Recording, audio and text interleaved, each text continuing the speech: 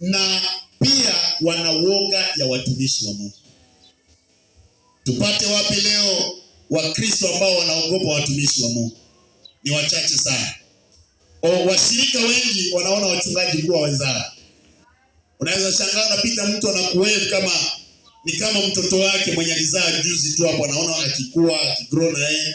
Lakini pia kuna jambo lingine nikitafakari juu ya hii message bado. Kuna point nyingine niliona hapa ambayo najua itatusaidia tunapoongezea hii. Nilikuwa najiuliza ni nini kinachofanya watu siku hizi hawaheshimu kazi ya Mungu, hawaogope vitu vitakatifu na hawaogope hata watumishi wa Mungu. Kuna sababu nyingi ambazo zinasababisha watu Wakristo wa siku za mwisho, Wakristo wa siku hizi hawaheshimu kwanza Mungu, hawaheshimu vitu za Mungu ama vitu vitakatifu, lakini pia hawaheshimu wapakaliwa mafuta wa Bwana. Kuna sababu zake. Jambo la kwanza, kwa nini watu hawaogopi Mungu? Ni kwa sababu watu walizoea mambo ya Mungu kuyaona kwamba ni ya kawaida, isipokuwa mambo ya Mungu si ya kawaida. Haleluya.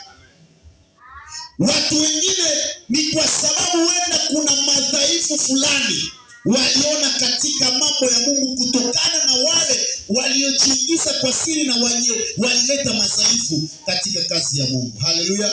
Wakati Yesu alikuja, kuna mahali ambapo aliuliza swali. Na wakati aliuliza swali, Biblia inasema ya kwamba akajibu akasema kwamba wote walionitangulia ni wezi na wanyang'anyi. Haleluya. Wote waliotangulia Yesu walikuwa wezi na wanyang'anyi. Hiyo ndio ilisababisha hata watu wengi waone madhaifu katika kazi ya Mungu. Vitu vitakatifu. Unajua mtu ambaye kawaida sana, mtu ambaye hajafunzwa akitoa kitu kanisani anakuanga na mazoea hiyo vitu. Anajua hii ni mimi nilitoa. Haleluya. Hajui kama ikishawekwa wakfu. Bwana Yesu atusaidie sana. Jana Pastor Moses ndio alikuwa amenichekesha kusema kwamba kuna mtu ulikuwa sijui nini ilikuwa imeendelea and whatever, akachapa mtu microphone. Bwana Yesu atusaidie sana. Nikisema kwamba kuna madhaifu ambao hao watu huwa wanaona katika kazi ya Mungu na ile inawapeleka kureact namna hiyo. Naomba kwamba Mungu atusaidie tuheshimu kazi yake na tuwe na woga wa vitu vitakatifu ili kwamba tupate baraka kwa maisha yetu. Bwana Yesu asifiwe. Amen. Bwana Yesu asifiwe sana. Amen. Hapa kwa watakatifu wa Bwana, kwa nini hawaheshimu watumishi wa Mungu? Kuna madhaifu ambayo watu waliona kwa watumishi wa Mungu na inafanya kwamba hawaheshimike siku za leo. Haleluya. Watumishi wengi unapata uzinifu ndio yao, ukora ndio yao, uongo ndio yao. Bwana Yesu atusaidie sana. Kuna watumishi wengi hata waliachana na wake zao, na hiyo inafanya watu wasiheshimu kazi ya Mungu ama wasiheshimu watumishi wa Mungu. Hatuwezi heshimika watumishi wa Mungu tusipojiheshimu na kujiheshimisha. Haleluya.